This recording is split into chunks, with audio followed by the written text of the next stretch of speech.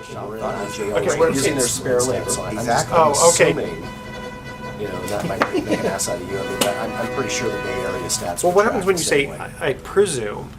Then you make a... Presume instead of assume? Yeah.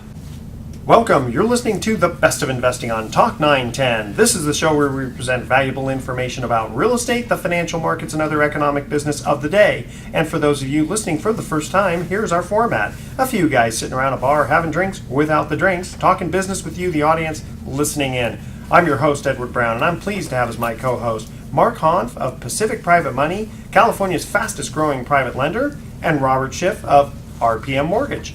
And today's trivia theme is name changes in the Bible.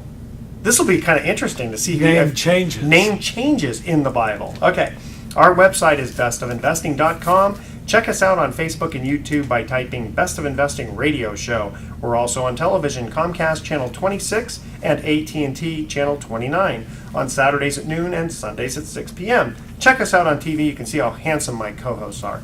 And today's guest is Aaron La Pedis, who is going to discuss how to have a 5-figure garage sale and other secrets. This is going to be exciting. Aaron, welcome to The Best of Investing. Thanks a lot for having me on today. All right. Well, so Aaron, is it true that you've got is it a reality show or just a TV show about how to become a garage sale millionaire? I was on PBS National for the last 8 years, up until a few years ago. I've also written a column. I've had my own column for the Denver Post. I'm not on currently, but I do a lot of things for Discovery and the History Channel and Yahoo.com. I do something for them, a video for them about every 4 months. Actually, I'm going to be on the middle of May. They're doing another 5-minute video with me working with the actual homeowners that want to have a great garage sale. Okay, now, Aaron, I'm still trying to sell my Commodore 64 that I've had from 1979 at my garage sale every week, and nobody keeps buying. Why is that? That's because either two things. One, all these young people have no idea what it is. It's like everybody asks me, I keep on trying to sell a typewriter. Yeah, exactly. Most people don't know what a typewriter is. So, second, you probably have it priced too high. I truly believe everything can sell if you have it priced at appropriate price. So you lower the price, I bet it'll go in a flash. Kind of reminds me of the guy who took a paperclip and kept trading up until he got a condo. Go ahead, Mark. So Aaron, you've been making money finding gems, I guess, at the garage sales. What caused you to write a book about these secrets? I started doing that all these garage sales when I was nine years old with my mother, and got me interested and then it got me interested in learning about money, and then I realized I was good at buying and selling stuff. And then it came to 2009 where everybody was losing their job and people were desperate and did not know how to pay for their mortgage and everything like that. And one of my friends knew I was writing a book already, and felt that if I could, instead of writing what I was writing about, which was how to collect things and how to take care of them, why not change it to actually how I made my money? And this book, people could use it to help them out of their bind.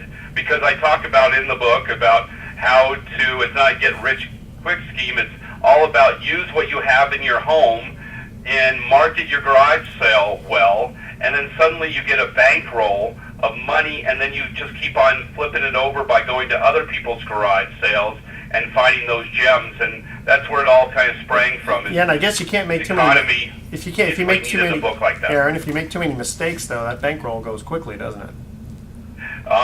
That is true, and that's why people, if they think that they can just read the book and start tomorrow and make a lot of money, is going to be a mistake. And you got to hone your craft. A lot of people want to just know that I wrote the book and just ask me a couple tips to help them go out to hit a garage sale. It doesn't work that well away. You need to really, you read the whole book, then you focus in on a couple collectibles you really like antiques or coins or stamps or baseball cards. You hone in on your craft on like 4 or 5 things, and then you can get really good on buying stuff at garage sales and then flipping it on eBay. Yeah, I'm still trying to find those $100,000 paper money that trying to collect that, but that's tough. Go ahead. or the golden nickel. The golden nickel, yeah. Go ahead. So how do you, when you go look at a garage sale, how do you determine whether you see something of value that you're going to be able to make money on? Oh my God, look at that. Here I go, eBay, I'm going to be a millionaire, or it's not really worth the $15 you spent on it. How do you determine that? What I do when I hit a garage sale, first, a lot of times I'm in a car and I will just only basically slow down. If something doesn't trigger me to see it, I don't have the time. Basically, you need to plot your course on the day of going to a garage sale. You use this great website called tagsellit.com, and it plots out all the garage sales in your neighborhood and surrounding. And so you make a map of where you're going to go, and basically time is money. You start out at like 7 in the morning, and you need to, by 10 o'clock, all the good things are gone. Yeah, in fact, there's a lot of times you can do it before it even opens. When I find something I really like, I stop. I always have a smartphone with me, and I kind of do my research either on eBay or other websites to see if there's a value and if I can make some money off of it. And those garage sales that you find on the web, I guess someone would have to input the information. It can't be just a Google map where suddenly you look and you go, hey, there looks like a garage sale down there. No. And Google's gotten pretty good to zone in on everybody and like Big Brother. But with Tag Sell It, basically it's part of marketing your garage sale. Not only would you let your friends on Facebook know about it and Craigslist, but Tag Sell It for free. You can list your garage sale on it, and it's a great way to market it because thousands and thousands of people look at it every weekend to see where their local garage sales are. So Aaron, in your bio, it says that you came up with these strategies that helped you make your first million from garage sales when you were in your late 20s. What were you finding? Was there like one big find, or did you find that you discovered a niche of product you were able to identify and resell to make that money? I took the money that I made. Actually, it was not just to correct you a little bit, it wasn't my late 20s that I made I was probably at $1 million when I was at about 24. Oh, I hate you. Sorry, but it makes a difference because I was on my path to doing bigger things after that. But in my teens, I was going to garage sales, flipping it, and I started to go into bigger and better things and buying people's coins and stamps. And then I started to go and going to schools, colleges. At the end of the year, people throw away or give away or discount pretty much everything. And so I was going to colleges in my area and buying things and finding things people were throwing away and flipping them. And so I was doing it all. I was going to secondhand stores, doing whatever, going into the classifieds where everybody needed money. I was going and picking up stuff and flipping it, and I was doing it the hard way. Back in my day, there was no eBay. Yeah. In fact, now they have like Free Cycle, which is pretty cool. People want to throw things away, and because they can't really, quote, they don't think that they can sell it. It's going to cost them more to dump it. Yeah. Okay, hey guys, we're going to cut to our first commercial break. We're in the studio on the phone here with Aaron La Pedis, who's quite an expert in garage sales and other secret gems, and we're going to get back to him. Okay, here is the first trivia question, and again, the theme is name changes in the Bible. What was the Apostle Paul's name before it was changed to Paul? All right, and nobody in the studio here do it because we got to get the audience to call in. And we'll be right back. Excellent. I wonder if we have another set here. Okay, having fun so far?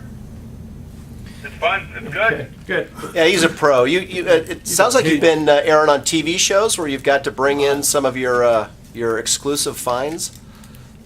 Yeah, I've been on several. As a matter of fact, I'm going to be on Canada. One of Canada's top daytime talk shows flying me in the 27th of May for me to put on a mock garage sale, and so I do it a lot. I really, it's kind of now my passion than I do it for money, since I have an art gallery that kind of takes up most of my time. Hey, is there, if I ask you a question about what you've kept and not resold because it was such a killer acquisition you would never get rid of it? Do you have any good examples of that? Yeah, I'd be more than happy. Okay. And also, how do you sell this stuff? You don't end up having a bricks and mortar shop that you sell it, or? Good point. Actually, no, I don't. The stuff that I really like, I keep, but the other stuff usually goes on eBay. If it's art that I really think is amazing, I will put it in my art gallery. And also, we want to find out if it's true that there's only one yogurt maker in the world that goes from one garage sale to another. Oh,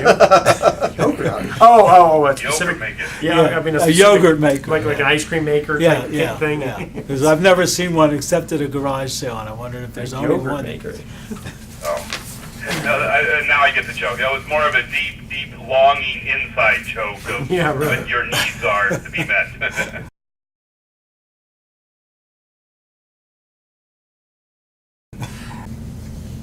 Welcome back to The Best of Investing. I'm Edward Brown, your host, along with my co-host Mark Hanf of Pacific Private Money and Robert Schiff of RPM Mortgage. We're in the studio here with Aaron La Pedis, who is an expert in garage sales and other secretive stuff like that.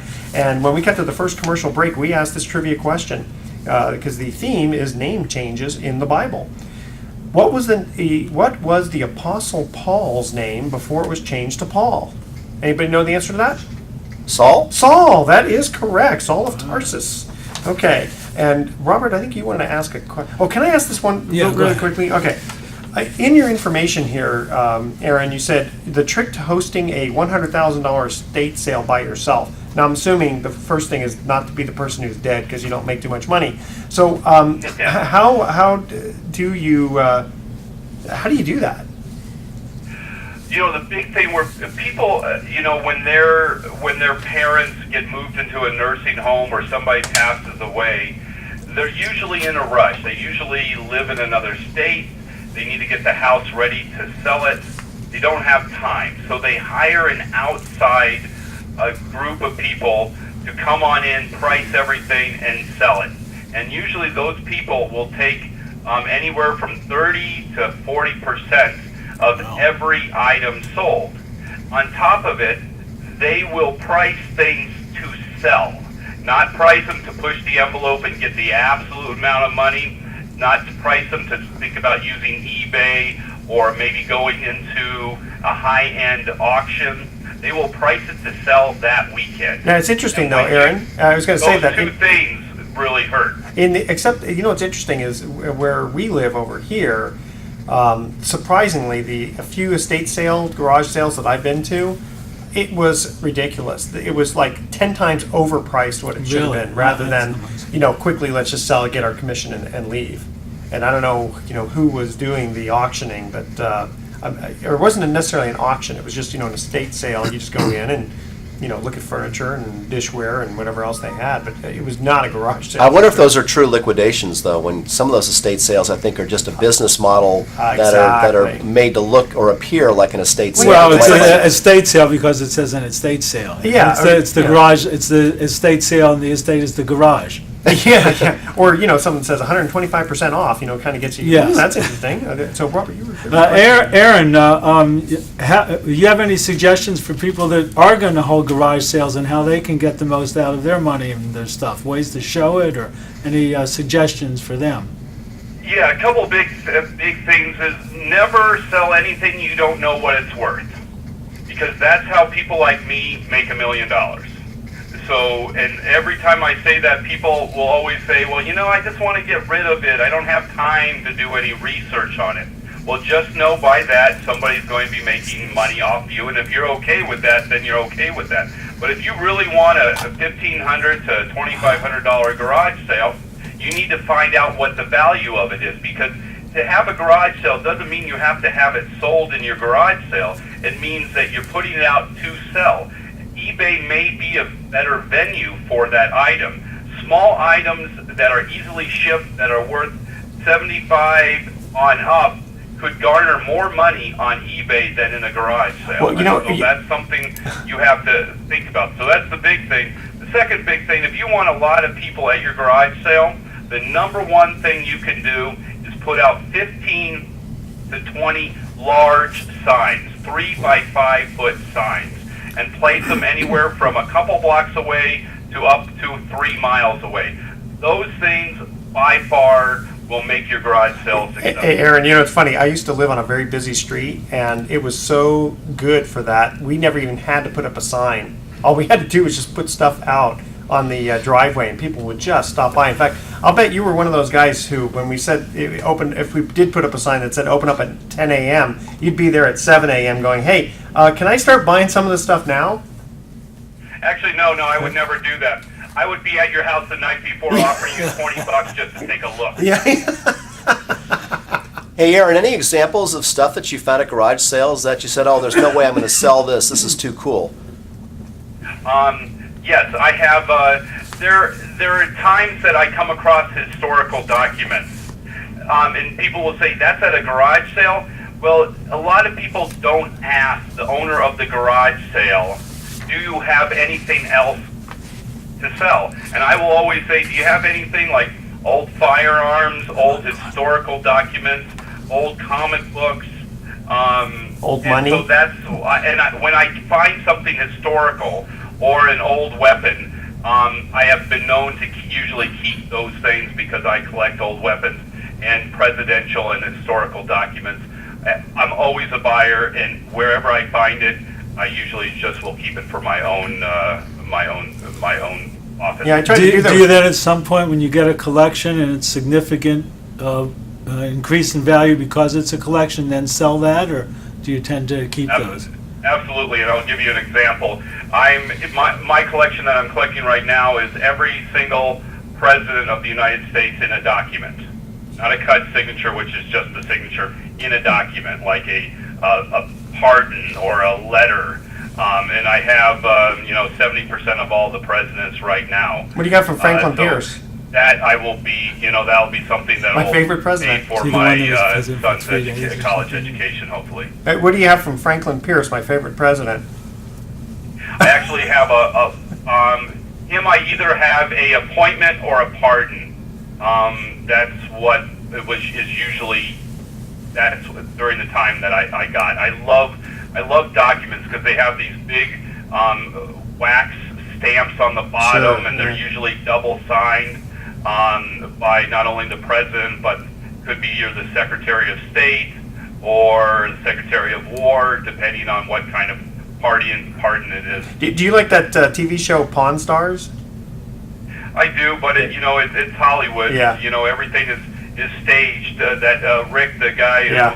who is the owner of the pawn shop, he really knows his stuff, and they do take time to research everything and give you good values, and it is a great learning show. You will learn a lot, and it's Hollywood. It's not real. Those people just don't walk off the street. They send out a mass call for anybody with cool stuff that wants to come on the show to do it. But if you're beyond that and you just like it for what it is, I like the show. Okay. Do you have any tricks for selling stuff on eBay, things you should or shouldn't do, just basics for selling stuff on eBay? Absolutely. Don't copy other people's descriptions of an item. A lot of people will take a look at what they have and try to match it up to something that they see on eBay, and it's not the exact same thing. And they don't take the time to see if it is exact. And a lot of time when you copy somebody else's description, their description is wrong. 50% of all descriptions on eBay are wrong. So they could either what it is wrong, the photo is hiding something you can't see, the size is wrong. So you got to be careful when you're copying somebody else's information to talk about yours. You could be hurting yourself greatly. Yeah, I went to go. I went to go buy a car to make sure what you got. I went to go buy a car one time on Craigslist, and they only had half the photo of the car, and when I went there, it was on blocks. So do you also buy on eBay a lot, or is it mostly places where Every you day. physically can? Oh, No, okay. every day. When the big economic downfall in 09 and 10 was going on, my gallery, which that's what I do, I own an art gallery in Denver. My business was at a standstill, and I went back to what I knew. And the only way I could generate cash to keep my gallery afloat was buying stuff on eBay. And a lot of stuff I was buying, people had no idea what they had. They described it wrong. They took bad pictures, and nobody was asking the right questions. And I have expertises in several fields, and I bought them, and I just started flipping stuff, and I did what I did back in the team, but when I was in my teens, and I did it again, and it's very easy to do when you know what you're buying and selling. Okay, Aaron La Pedis, thank you very much for joining us in the studio. Is there there was a book that you wrote, right? That people, if they're interested in getting more information, what do they do? It's called The Garage Sale Millionaire. They can either go to my website, thegaragesalemillionaire.com, and if they go there, they can sign up for a free newsletter, and I send out tips every month, or they can go on to Amazon.com or Barnes & Noble and pick it up there. And I think they'll find it's a hardbound book with a great read, and they should learn a lot about buying and selling and making it into a business. Well, thank you very much. Yeah, next time I go to the garage sale, I'm going to ask if they have just pictures of just people's faces on it, like presidents. I think they call it money, but I don't think that they sell that very cheap. All right, now, Aaron, Give me a few of those. Yeah. Okay, Aaron, thank you very much for joining us. Okay. Thank you. Bye-bye. Okay, before we cut to our second commercial break, we had asked last week a trivia question. Special trivia Question, that's right. The question we asked was, what do men do more than twice as often as women during the week? And Mark, you were snickering. I'm not touching that one. Yeah, okay. And the reason you don't want to touch it is because the answer was shaking hands. Oh. They shake hands twice as much. And you thought this is a clean show. That's why we had to have that answer. And the winner was Jim from Foster City. Now, here's our second commercial break. Congratulations, Jim. Where the theme is name changes in the Bible. This prophet's name was changed to Belteshazzar by King Nebuchadnezzar. What was this Hebrew's biblical name? Now, people do know this guy. They may not know this specific question, but they've definitely heard of this person. Call 888-912-1190. That's 888-912-1190 to answer this question. This prophet's name was changed to Belteshazzar by King Nebuchadnezzar. What was this Hebrew's biblical name? Call 888-912-1190. Make sure to include your name, email address, and speak slowly and spell out your email one letter at a time. And don't touch that dial because we're going to be right back. Anyone? Well, it wasn't Andy, but maybe it's Amos. No. That's good. I like that. You should do that. That's funny. Finally, they get to hear your voice, but you need to step out so they can see the unembodied voice. They're not having The it. disembodied voice. Kramer, can't you step out No, so but they would people still have can? me do it though. Oh, really? Yeah, but Oh, they that'd be just great. decided they're You pushing off need another year. to step out so they can embody the voice, so that you can. I don't have all my computers. Oh, you're beautiful. Yes. Now turn and face the camera. You know how to do that. And now talk so they have the voice. There's our beautiful cameraman. Right on. And we would advertise, but they would cut off the sound. Oh yeah, everybody see Eye of the Storm, please. Welcome back to The Best of Investing. I'm Edward Brown, your host, along with Mark Hanf and Robert Schiff. When we got to the second commercial break, we asked this biblical question. This prophet's name was changed to Belteshazzar by King Nebuchadnezzar. Remember, Nebuchadnezzar comes in and he just takes over all the Hebrews and Israelites and everybody else there, and he starts changing people's names, especially these guys. This guy specifically. Okay. Well, I'm not sure. It wasn't Andy, but maybe it was Amos? Amos and Andy. No, that is not correct. Don't you ever watch VeggieTales? No. I- Okay. Anyone? No. How about Daniel? Daniel. Daniel, yes, the prophet Daniel. Daniel. Okay, we're going to get right into email time here. Mark, email we received was, do you provide second mortgages to borrowers? Well, great question. And so my company is Pacific Private Money, based in the Bay Area here. We make hard money loans, nowadays more often than not called private money loans. We're kind of filling that niche that the banks left after the subprime meltdown in 2008. when they decided they were just going to focus on consumer home loans and not make as many loans to real estate investors. And so the private money lending industry stepped in and kind of filled that void. And primarily the loans we're making these days are firsts and mostly purchase money firsts to real estate investors who do have either their own capital or they've got an investor who's joining with them. And we'll make them a first position loan, maybe up to 70% of the purchase price to purchase that property, which they may hold for rental income, or maybe they're going to fix and flip it. Again, these are the loans that banks nowadays really have not gotten back into that market yet. They're really not helping real estate investors with those kind of purchases. Now, the question, are we making seconds these days?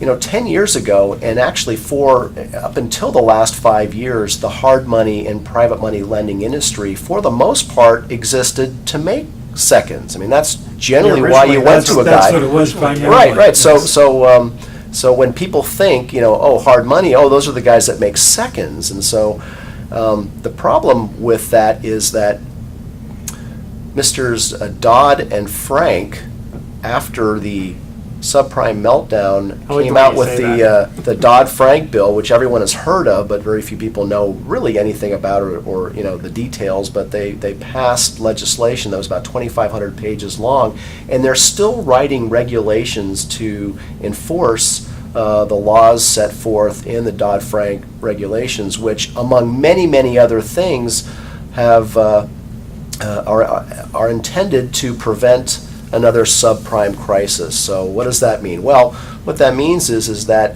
they have made it such that it's really difficult now to make a second to a consumer particularly. In other words, if you have equity in your primary residence, but for whatever reason the bank won't make you a loan, you can't get a home equity line, or maybe your credit's been affected, you used to be able to pick up the phone and call your local hard money guy, and he'd say, sure, he'd make you a loan based on your equity. Well, nowadays, I can't make that loan very easily because we are now forced to underwrite your income like a bank would. In other words, we can't make you a loan that you can't prove that you can afford, because if I do, you, the borrower, can actually turn around at some point and sue me for making you an illegal loan, and then I'm going to be out of business, and my lender's going to be out of his money. So really, Mark, you said that was for owner occupied. Owner-occupied, Is that also yeah. true if people want to remodel a rental property they bought, or want to buy a property? it's that not. needs So work? we're still making seconds, and I make seconds.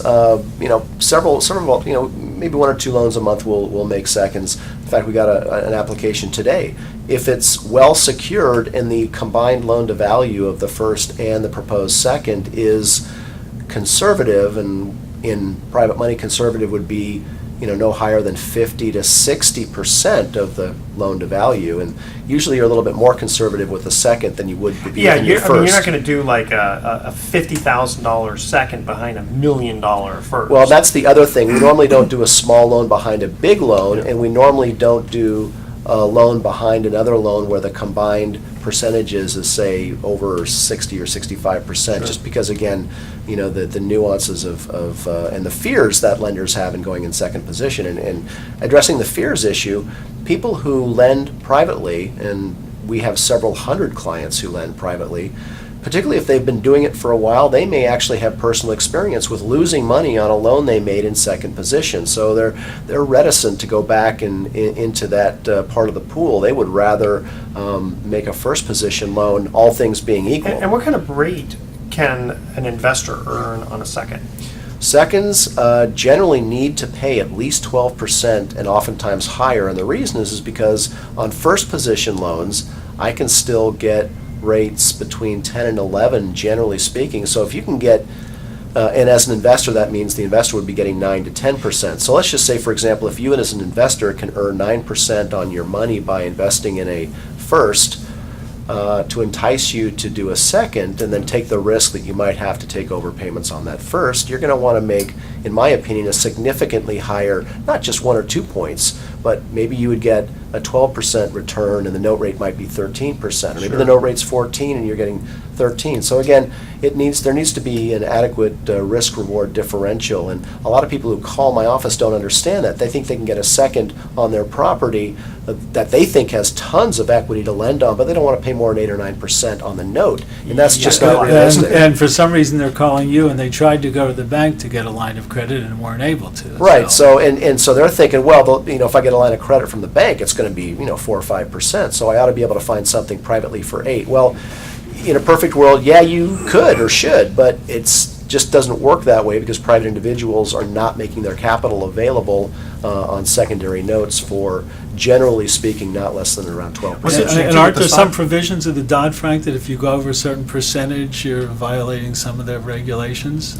Well, there's, Usury loans? without, boring, and I don't, if you're out there driving, I don't want to put you to sleep with all these regulations, but generally speaking, they passed so many new regulations affecting our ability to make loans. Essentially, the unintended consequence is that as a consumer, your hands are tied now. There's just not a lot of options left available to you to borrow than there were 10 years ago. And with the stock market, theoretically going higher, that a lot of people might say, gee, why should I risk my capital at 8% on a second? I would demand more than that on a second. Right, exactly. So anyway, you can get seconds. You have to shop around a little bit more. A lot of brokers don't do them, but again, if you're in a situation where you've got equity in property and you wonder if you can borrow again. It was good stuff. A lot of people are asking about second mortgages, and so there needs to be some intelligent answers, and I'm glad that you're here to give them. And so, Intelligently, that's right. Okay, here's the third and final trivia question, which is the theme is name changes in the Bible. God changed his name to Abraham. What was his given name? Welcome back to The Best of Investing. I'm Edward Brown, your famous host, and my other famous co-hosts, Mark Hanf of Pacific Private Money and Robert Schiff of RPM Mortgage. When we cut to the third and final commercial break, we asked this biblical trivia question. God changed his name to Abraham. What was his given name? I don't know. Abram. Avram. Yeah, there you go. Oh, that's right. That's right, Now I because remember Abraham that one. means father of many. Okay, let's see. Robert, we received an email for you that says, because people know I keep saying Robert Schiff of RPM Mortgage, what differentiates RPM Mortgage from other mortgage lenders? Well, that's a very good question. RPM Mortgage is a mortgage bank, and many of the other places, the places that you hear advertised on radio or the regular banks are also mortgage banks. RPM, besides being a mortgage bank, can get a loan outside of their own bank at other banks that they have affiliations with. So, for instance, if a client comes to me, I, after ascertaining what their situation is, can determine whether I want to take the loan into our bank, or perhaps I can get a better deal by going to some of the banks that we sell loans to, but instead of going through our bank, going directly to them, whether we go and take a loan in RPM and sell it to Chase or Citibank or different banks. Okay, that so you're you really familiar are with, independent then. are totally independent, and we have access to credit unions, and we're now big enough that we can actually go directly to Fannie Mae and sell the loan directly to them, which cuts out all the middlemen.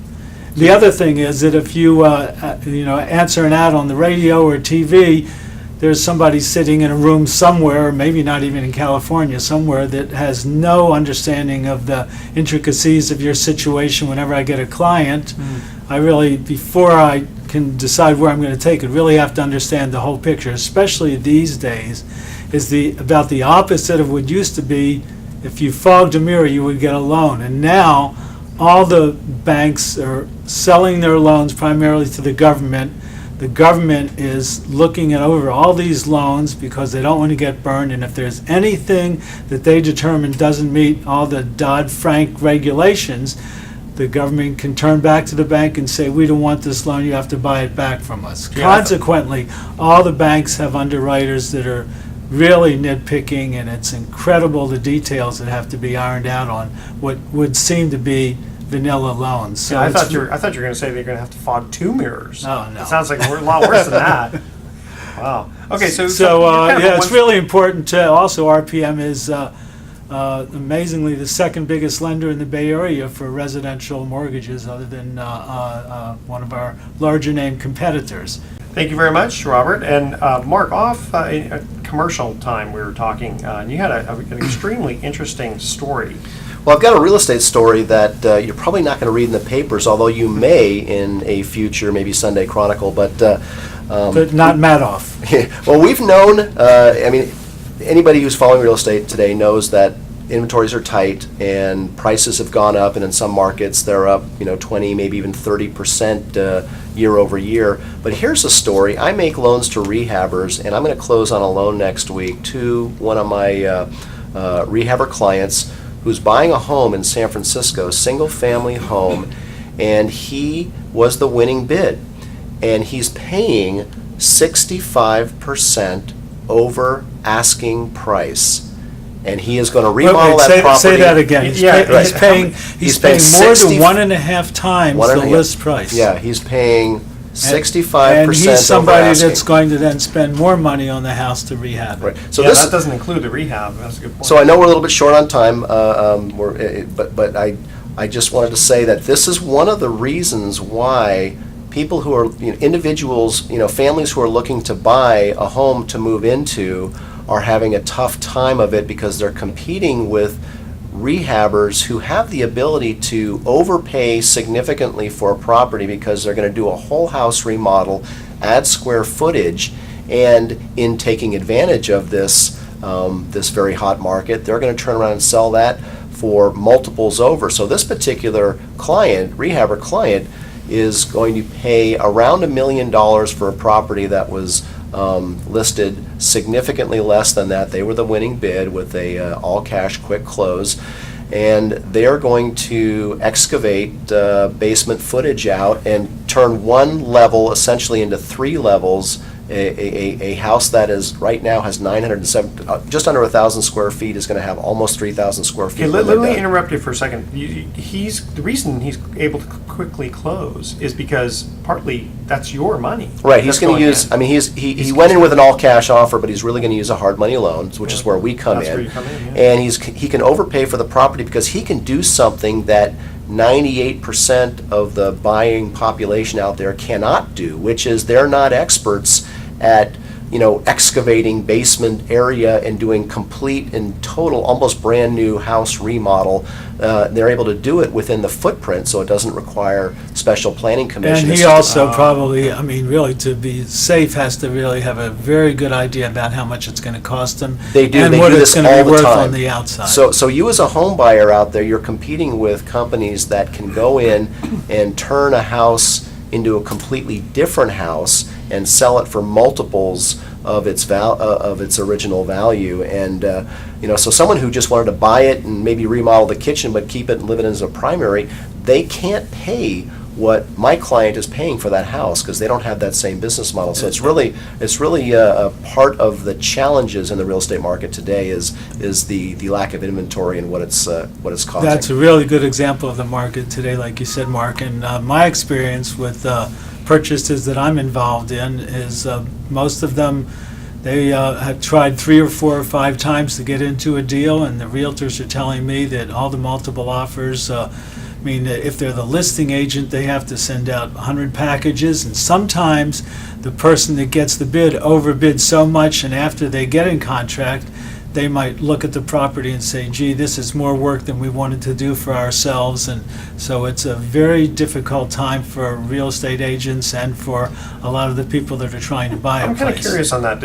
Are there some people who are out there who are kind of trying to be slimy, where they'll way overbid to be the high bidder, tie it up, and then come back with, I'm hearing that sometimes the people that overbid just bid to.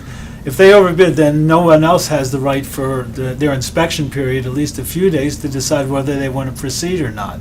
So And if it's a yes. consumer purchase and they go for conventional financing, if that appraisal comes back less, then they're going to go to the seller and ask for a price reduction. That happens quite a bit in this market as well. But with Yes, all those it people does. overbidding, does the seller then say, well, forget you, I'm going to go to number No, 2? but they're gonna have the same problem with the next guy. Yeah, they can take back up offers, or they can Yeah, but do what they want. wait, in your well, of course, in your example that you just did, it was an all-cash offer, but if he got an appraisal, it probably wouldn't have appraised. Well, I think for what one. Robert might be talking about mostly is there's, when you remodel a property, so for people who are flipping, and let's just say, like I make loans to guys in Oakland, you buy it, you fix it up, you put it on the market, maybe the buyer goes to RPM because they want a conventional mortgage, but they overbid for it, or they were in a bidding war with other home buyers and first-time home buyers. Then it goes to the appraisal process, and there's nothing to support that price that got bid up, and then all of a sudden you go back to the seller, right? And my experience also recently, and this was news to me, I hadn't seen it since the crazy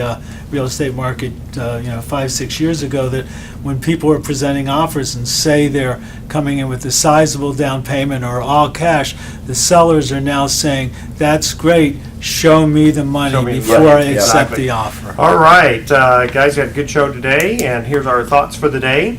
Everything that comes out of your mouth should be the truth, but not all truth needs to be said. As in, when your wife asks, honey, does this dress make me look fat? Yeah, I'm not falling for that one again. I want to keep the rest of my teeth. And yesterday I was driving behind this guy who had a bumper sticker that said, watch out for the idiot behind me. So I said, okay. And then it dawned on me. Welcome. You're listening to the Best of Investing on Talk 910. This is the show where we present valuable information about real estate, the financial markets, and other economic business of the day. And for those of you listening for the first time, because we have a lot of new listeners, here is our format. A few guys sitting around a bar having drinks without the drinks, unfortunately. Talking business with you, the audience listening in. I got a couple of great co-hosts today, so everyone trio. Listen up. A trio. The Three Stooges are here today. Nah, come on, you guys are better than that. All right. The Three Amigos. The Three Amigos. Yeah. I'm your host, Edward Brown, and I'm pleased to have as my co-host Mark Hanf of Pacific Private Money, California's fastest growing private lender, Jeremy Forcier of Guaranteed Rate, and Rick Warner of Keller Williams Realty. And today's trivia theme, since we started baseball season, is baseball jargon, because baseball season is now in full swing. Nice. Our website is bestofinvesting.com. Check us out on Facebook and YouTube by typing Best of Investing Radio Show, and we're also on television, Comcast Channel 26 and ATT Channel 99 on Saturdays at noon and Sundays at 6 p.m. All right, I think we should get right into email time. So let's start with you, Jeremy. Listener writes in, I have never heard of Guaranteed Rate before you appeared on the show last month. How long has Guaranteed Rate been around? Great question. Guaranteed Rate has been around for 12 years. Was founded by Victor Chardelli. It's the single largest privately held mortgage bank in America. So Really? Wow. Yes, which is really awesome. We were just actually ranked last year as the largest privately held mortgage bank for fundings, and How large would that be? we did $17 billion in fundings. With a B. With the B, like Oprah, billion. Yeah. So very Like large. Oprah? With a, She's a billionaire. She's a billionaire. Oh. Yeah. Sorry, you got to put the. Not- not- sometimes Oprah starts with an O the last and, time. and that's why Rick's a realtor. You see how I check the details? Wait a minute, that doesn't make sense. So so great company, owned by one person still. The other exciting news is that we are the 8th largest lender. Period. That includes Bank of America. That includes Wells Fargo, Chase, all the big guys. We are actually number 8 on that. And even more exciting than that is by J.D. Power and Associates. They rank these customer satisfaction surveys that they do. So we use the same survey companies as Apple, Wells Fargo, etc. Okay. And we rank 77% approval rating as an amazing experience, which is one of the highest in the nation. So what does that mean in terms of someone listening out there? What does that do for them in comparison to, say, walking into Wells Fargo or Bank of America to get a home loan? it's a great question. So, and I always say it's a great question because you guys are so smart. So, the great news is we are a direct lender, meaning that we are Fannie Mae, Freddie Mac direct lender. We are truly underwriting, funding all this stuff with our own money. So that doesn't mean we don't have any overlays. So whatever the guidelines are by these big insurance companies that purchase these loans, that's literally what we underwrite to. So what does that mean to the consumer? That means a faster close of escrow, a smoother process, less paperwork, and ultimately a happy homeowner.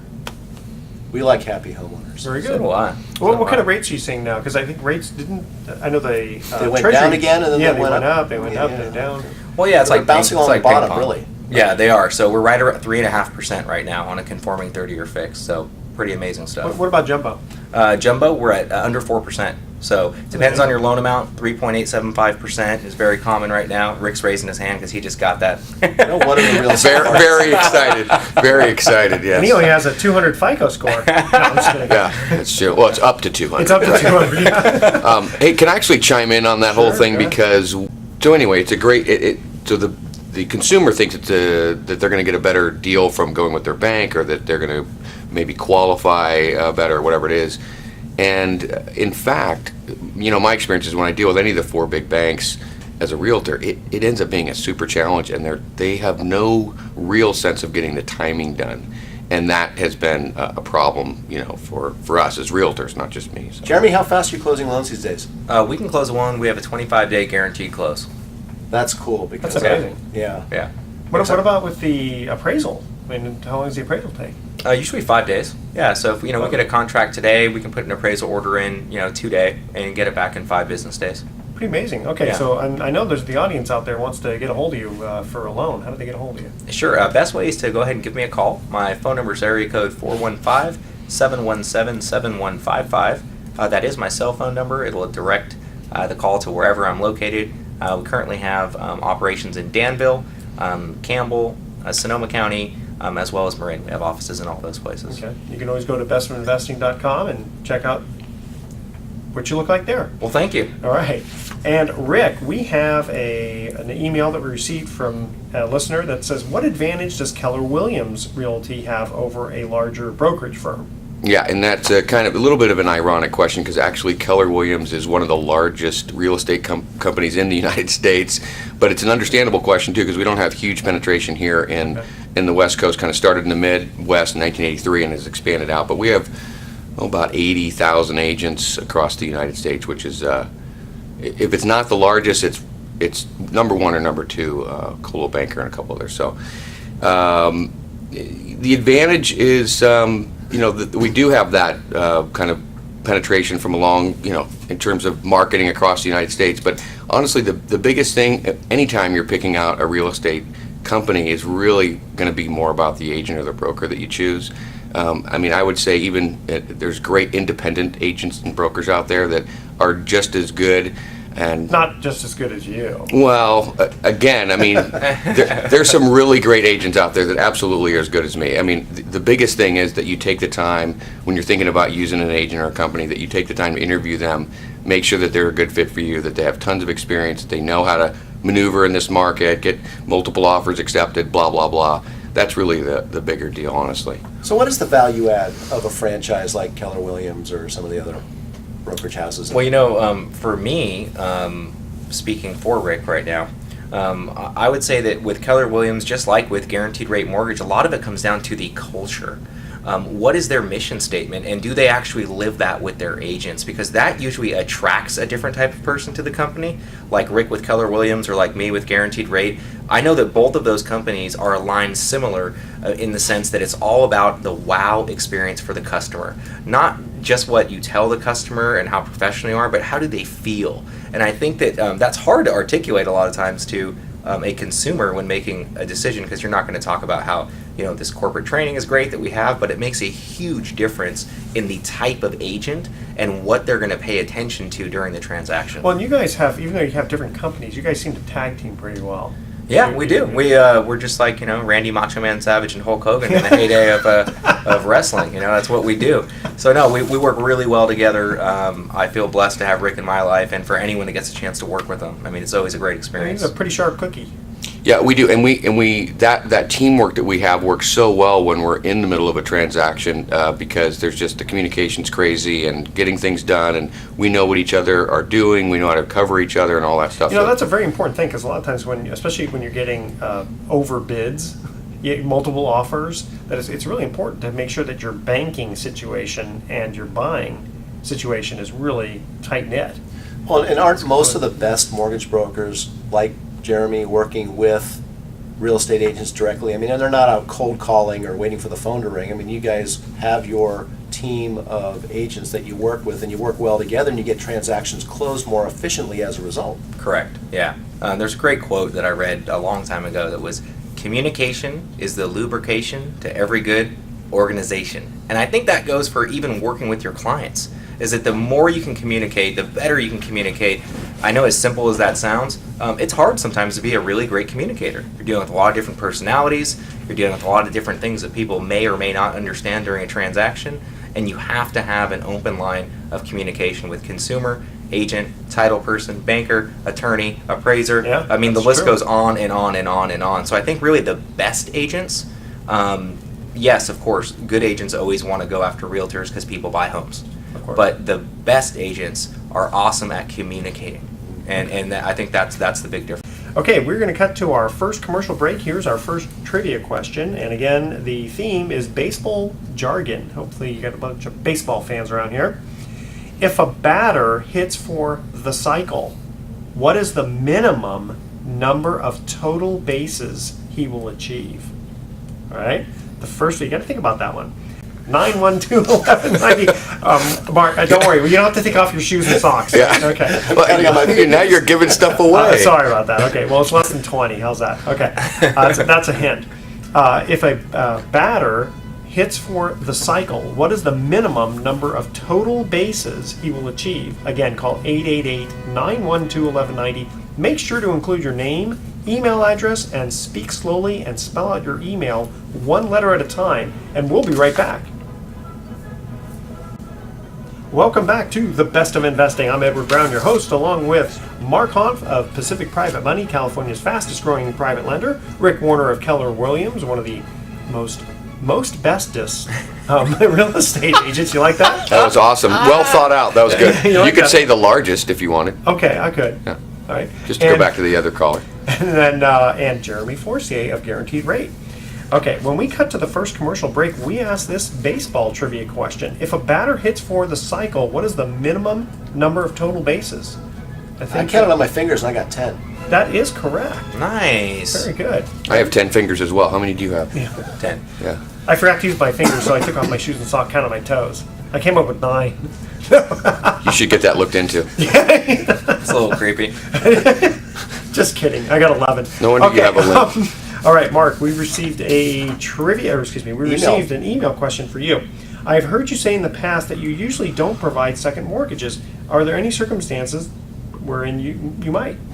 So Pacific Private Money is a hard money lender, also known as a private money lender. We make loans to real estate investors in the Bay Area. In fact, most of our loans these days are for people who are buying, fixing, and flipping, rental real estate or investment real estate in the Bay Area. It's still a very hot market, notwithstanding the fact that inventory is very tight. We'll get into that in a little bit later in the show. But hard money used to be all about seconds. I mean, 10 years ago, that was the only loan a hard money lender really was making, because anybody could get a bank to loan a money in first Sure. position. Money was so loose and so easy in the early 2000s. So the market for hard money was either seconds or things like speculative land loans. And in fact, we're putting a fund together right now, a mortgage pool fund that many of our clients have asked us for, because they've had such a difficult time getting into some of the individual trust deeds we're doing. But sometimes people say, well, I don't know about a mortgage fund, because a lot of those guys went out of business when the market turned. Well, the fact of the matter is that most hard money mortgage pool funds in 2001, 2, 3, 4, 5, they were making seconds and land loans in that euphoria that was going on.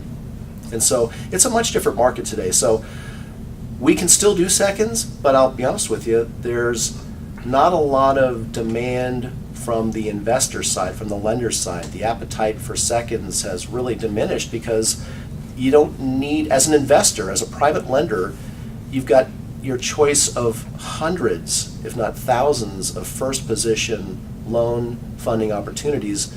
The only reason to take a second is because it's either so well secured that there really is not that much relative risk, or the interest rate that it's paying is significantly higher. So let's say a first position loan pays 9% or 10%, a second position loan better pay 12 or 13, or there's no compelling reason to take that additional risk by funding a second. So I know borrowers don't like to hear that, but particularly borrowers with equity and maybe a really low interest rate first position loan, and they've got a lot of equity, and they go, oh, I don't want to pay off that 3 or 4% first. Can I get a couple $100,000 second? Well, you can.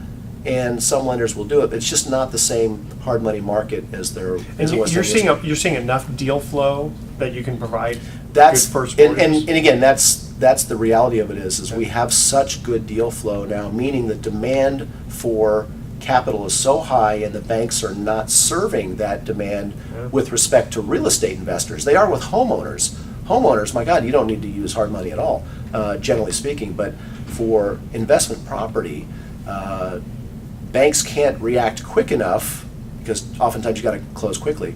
Yeah. And that's the reason why hard money and private money is so popular right now, because we can close in 5 business days. Yeah, it's a great. That's actually a great point. So I mentioned, we can close in 25 days, guaranteed. That's actually fast. That's That's very very fast fast for- on our side. Yeah. But we do, in fact, refer out a lot of private money of where people are like, look, I'm competing with a cash offer that has to, close in 8 days. All right, guys, we are going to. This is a kind of fun show. I like this. Okay, here's our thoughts for the day.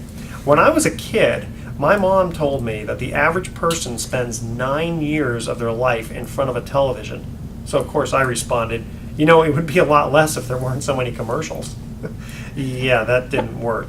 She still made me do my homework instead. And I was teaching my daughter some driving tips and used the acronym SMOG. I don't know if you've heard of that, where it's signal, mirrors, over the shoulder, go. I don't know if you've heard that. I never heard that before, but someone told me about it. So the way she was driving, I think she thinks it meant signal, move over, get out of my way. No, she's actually a good driver. And with that, we're going to invite you to tune in next week to The Best of Investing.